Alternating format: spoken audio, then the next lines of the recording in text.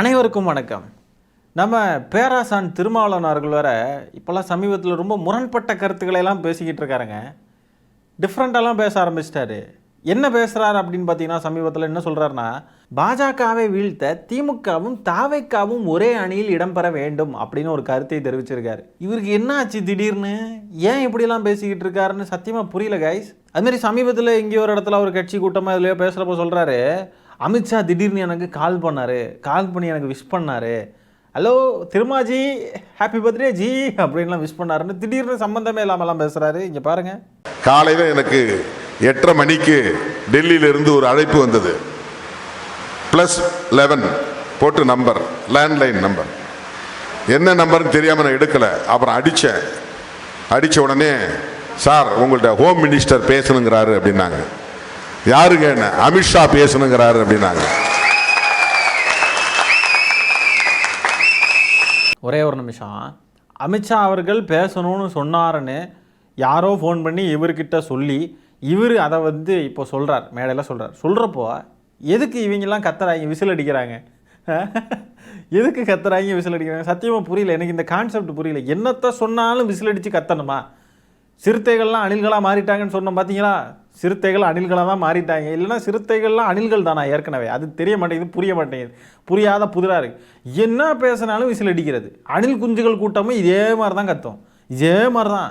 என்ன சொன்னாலும், அவங்க தலைவன் என்ன சொன்னாலும், அவங்களுக்குலாம் ஒரு அப்படின்னு கெட்ட வார்த்தை போட்டாலும் சரி, இங்கே என்ன இப்படின்னு வச்சாலும் சரி, என் வாயில் நல்லா வந்துடும் அப்படின்னு சொன்னாலும் சரி, என்ன சொன்னாலும், திமுக தாவேக்கா இப்படி சொன்னாலும் சரி, என்ன சொன்னாலும் சரி, விசில் அடித்து கொண்டாடிக்கிட்டே இருப்பாங்க. சரி, அவனுங்க தான் அப்படின்னு பார்த்தா இப்போ சிறுத்தைகளும் அப்படி தான் இருக்காங்க பாருங்களேன்.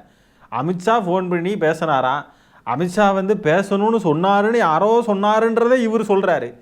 சொல்கிறப்போவே அப்படின்னு ஏதோ FTFSல படம் பக்கம் போய் அப்படியே கிடந்து கத்தி கூச்சல் போட்டு ஜாலியாக வைப் பண்ணுற மாதிரி கத்துறாங்க. நான் உடனே சரி லைன் கொடுங்க, என்ன இணைப்பு கொடுங்க. என்ன இணைப்பு கொடுத்தோடனே, திருமாஜி how are you, how old are you, my best wishes, happy birthday என்று சொன்னார்.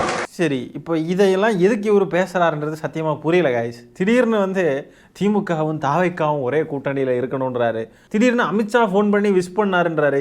என்ன இவருக்கு என்ன ஆச்சு? என்ன திடீர்னு ஏதோ மாதிரி செயல்படுறாரு? ரொம்ப மோசமான ஏதோ ஒரு பாதை நோக்கி போகிற மாதிரி தெரியுது. இன்னொரு பக்கம் பார்த்தீங்கன்னா, நம்ம CPI மாநில செயலாளர் இருக்கார் இல்லையா, வீரபாண்டியன், அவரும் இதே தான் சொல்கிறாரு. பாஜகவை வீழ்த்த திமுகவும் தாவைக்காவும் ஒன்றிணைய வேண்டும் அப்படின்றாரு. என்ன நடக்குது? ஒன்றும் புரிய மாட்டேங்குது காய்ஸ். என்னமோ தப்பாக இருக்கே இல்லை? திமுகவும் தாவைக்காவும் சேரணும்னு திருமாவளவன் சொல்கிறாரு. அதை அப்படியே இவங்களும் பேசுகிறாங்க, CPI பேசுது. என்ன நடக்குது? எதுக்கு ஒன்றா சேரணும்னு விரும்புகிறாங்க? இதெல்லாம் இவங்க எதுக்கு பேசுகிறாங்க? 1-2 சீட்டை வச்சுக்கிட்டு இவங்க பண்ணுற அலப்பறை இருக்கே தாங்க முடியல. ஒருத்தர் என்னன்னா கிங் மேக்கர் நாங்கன்றாரு. இவங்க பண்ணுற அலப்புற தாங்க முடியல கைஸ். அதுவும் திமுககாரங்க வேலை பார்த்து திமுகவினருடைய ஓட்டும் திமுகவுக்கு வாக்களிக்கணும்னு நினச்ச பொதுமக்களுடைய வாக்குகளையும் வாங்கிக்கிட்டு இவங்க பண்ணுற அலப்புற இருக்கே.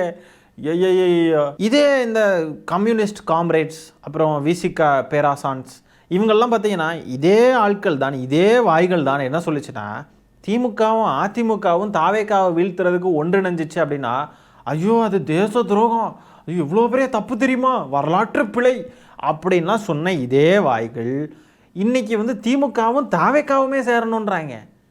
இது தேச துரோகம் இல்லையா? இது தப்பு இல்லையா? இது என்ன கணக்கில் வாழ்கிறாங்கன்னு ஒன்றுமே புரியல. அவங்க நினச்ச மாதிரி அரசியல் இருக்கணும்னு விரும்புகிறாங்க.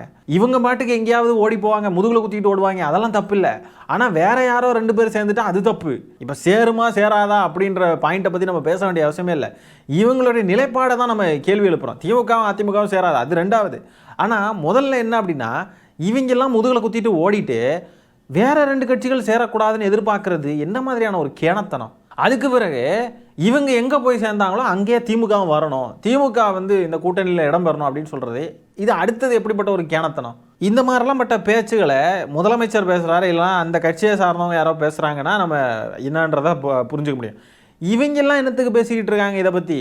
கூட்டணிகளாக இருக்கிறவங்க அங்கே போய் கூட்டணிக்கு ஒட்டிக்கிட்டீங்க, அங்கேருந்து அங்கே என்ன பண்ணணுமோ அதை மட்டும் பண்ணிக்கிட்டு இருக்கிறத விட்டுட்டு திமுக இங்கே சேரணுன்றாங்க. இதெல்லாம் இவங்க என்னத்துக்கு பேசிக்கிட்டு இருக்காங்கன்னு சத்தியமாக புரியல. இவங்க 1-2 சீட்டை வச்சுக்கிட்டு பண்ணுற அலப்புறம் இருக்கு. ஐயோ, ஒத்த சீட்டு 2 சீட்டுக்கே இந்த அலப்புறனா நீங்கள் யோசிச்சு பாருங்கள். இவங்க கேட்குற மாதிரி ரெட்டை இலக்கத்தில் சீட்டு கொடுக்கறது, 15 சீட்டு 20 சீட்டுலாம் கொடுத்தா மொத்தமாக வலிச்சிருவாங்க, ஒன்றும் இல்லாமல் ஆக்கிடுவாங்க. நல்ல வேலை இவங்களுக்குலாம் 5 சீட்டு 10 சீட்டுக்குள்ளே இருக்கிறது தான் நல்லது.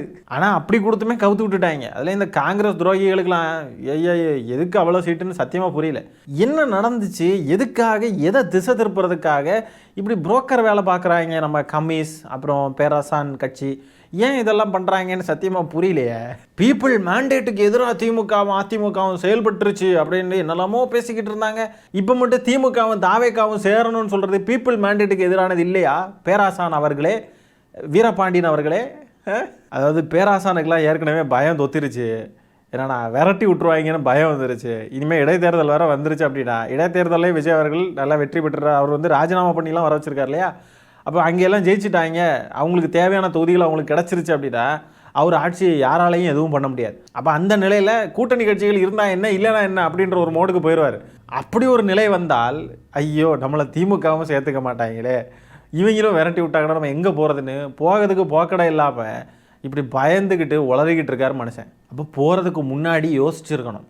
சோஃபாவையும் அமைச்சர் பதவியும் காட்டின உடனே ஓடி போயிட்டாங்க. ஓடி ஓடி நான் ஓட்டம் எப்பா முதுகுல குத்திக்கிட்டு ஓடுதாங்க பாருங்கள் ஒரு ஓட்டம். அதில் காங்கிரஸ் ஓட்டணும் ஓட்டம் இருக்குது பாருங்கள். காங்கிரஸ்லாம் இனிமேல் வந்து என்றைக்குமே எந்திரிக்காது, அது அவ்வளோதான். இதெல்லாம் 4 பேர் போய் நின்னாங்க பாருங்கள், இந்த ரயில்வே ட்ராக்கில் போய் நின்று போராட்டம் பண்ணாங்க பாருங்கள். காங்கிரஸோடைய நிலைமை என்றைக்குமே அதுதான். விசிகா கம்யூனிஸ்ட்லாம் துரோகிகள்னா காங்கிரஸு பச்சை துரோகிகள். துரோகம் அப்படின்றதுக்கு டெஃபினேஷனே காங்கிரஸ்னு எழுதி வச்சிடலாம். அந்த அளவுக்கு பல துரோகங்களையும் மக்களுக்கு பல கேவலமான விஷயங்களையும் செஞ்சுருக்கு இந்த காங்கிரஸ். இன்றைக்கி இருக்கக்கூடிய பிஜேபி தான் பழைய காலத்தில் அன்னைக்கு இருந்த காங்கிரஸ். 1967 அண்ணா அடித்த அடி இன்னும் எலும்பலை. காங்கிரஸ் அதோட கீழே விழுந்தது தான்.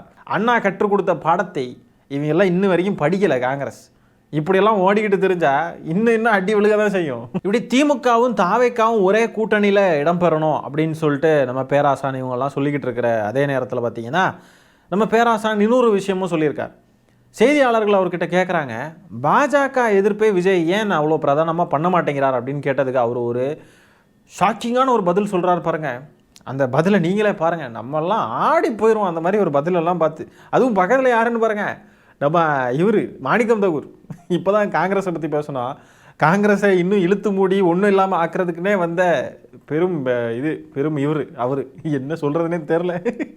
இவங்களுக்கெல்லாம் என்னங்க பேர் சொல்கிறது பாருங்கள், காணொலியை பாருங்கள் ஃபஸ்ட்டு. அது நாங்கள் பேசுகிறோம்ல, இப்போ நாங்கள் பேசுகிறது அவர் வந்து அமைதியாக தானே இருக்கார், அதை அங்கீகரிக்கிறார்ல. அது இதுவரை நீங்கள் அப்படி எங்கள் கூட்டணியில் இருந்துக்கிட்டு நீங்கள் இதெல்லாம் பேசக்கூடாது அப்படின்னு அவர் முதலமைச்சர் சொல்லலை. காங்கிரஸ் ஒரு பக்கம் குரல் கொடுக்குது, நாங்கள் ஒரு பக்கம் குரல் கொடுக்குறோம், கம்யூனிஸ்ட் ஒரு பக்கம் குரல் கொடுக்குறாங்க. நாங்கள் குரல் கொடுக்குறதெல்லாம் அவர் முதலமைச்சர் வந்து அதை என்டார்ஸ் பண்ணுறாருன்னு தான் அதை நீங்கள் புரிஞ்சுக்கணும். என்னங்க இப்படி ஆயிட்டாரு மனுஷன். விஜய் ஏன் பாஜகவை எதிர்த்து எதுவுமே பேச மாட்டேங்கிறான்னா, நாங்கள்லாம் பேசுகிறோம்ல, காங்கிரஸ் பேசுறது, நான் பேசுகிறேன், கம்யூனிஸ்ட் பேசுகிறாங்க, அது போதும். அதை அவர் எதுவுமே கேட்கலல்ல. நாங்கள்லாம் பேசுகிறத பார்த்துட்டு என்னப்பா அங்கே சத்தம் அப்படின்னு கேட்காம இருக்கார்ல. அப்படி கேட்காம இருக்கிறது தான் பாஜகவுக்கு எதிராக அவர் வந்து பண்ணக்கூடிய மிகப்பெரிய அரசியல்.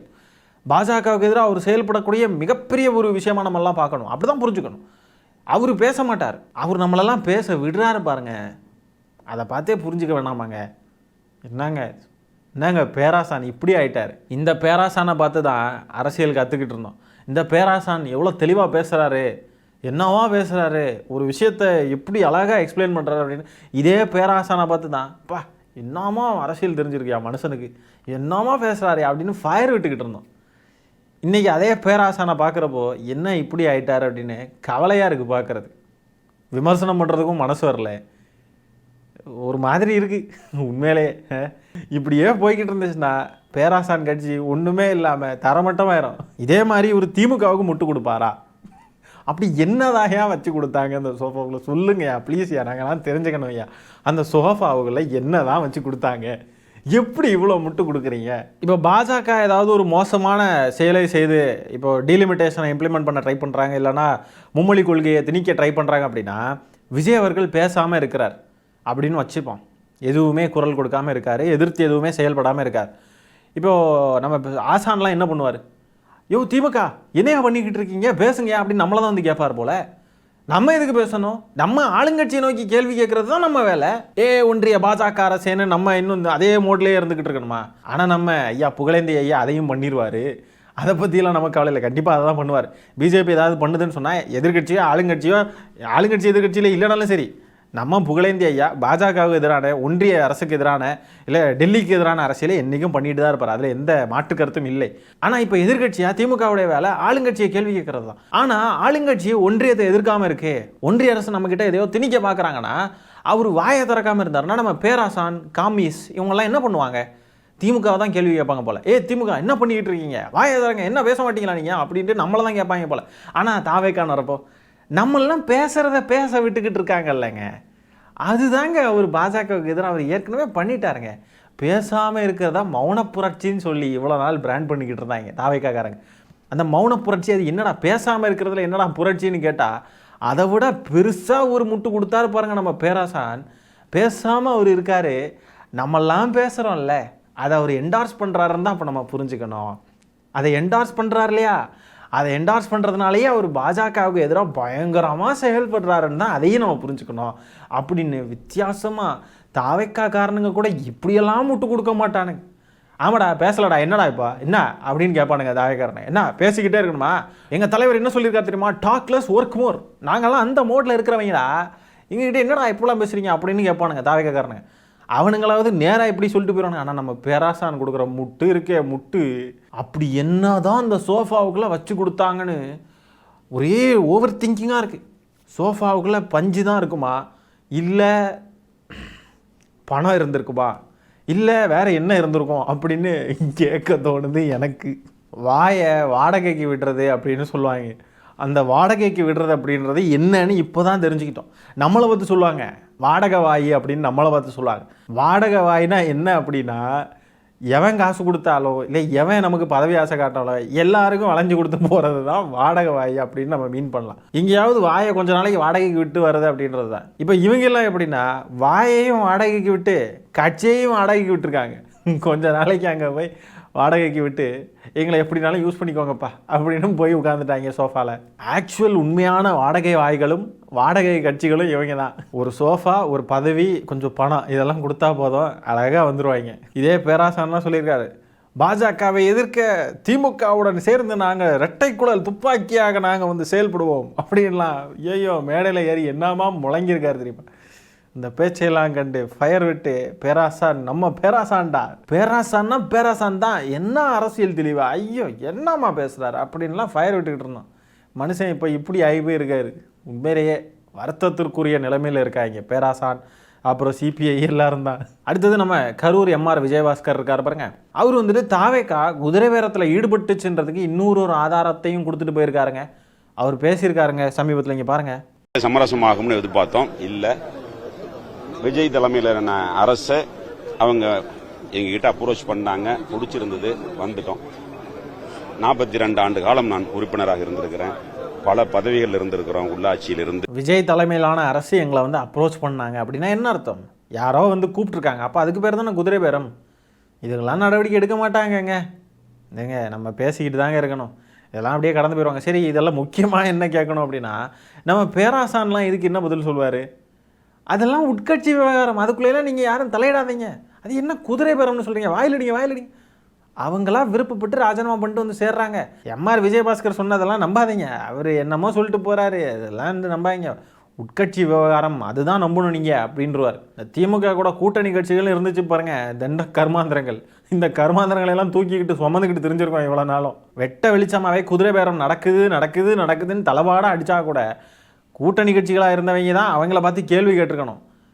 ஏன் இப்படிலாம் பண்ணுறீங்க, இதெல்லாம் ஜனநாயகத்துக்கு எதிரானது, உங்களுக்காக நாங்கள் தான் பீப்புள் மேண்டேட்டுன்னெலாம் பேசிக்கிட்டு இருந்தோம், இப்போ நீங்களே இப்படி பண்ணுறீங்களே விஜய் அப்படின்னு கேள்வி கேட்டுக்கணுமா இல்லையா? இதே திமுக பண்ணியிருந்துச்சுன்னு சொன்னால் இந்நேரத்துக்கு பொங்கி எழுந்திருப்பாங்க, ஐயோ அம்மா.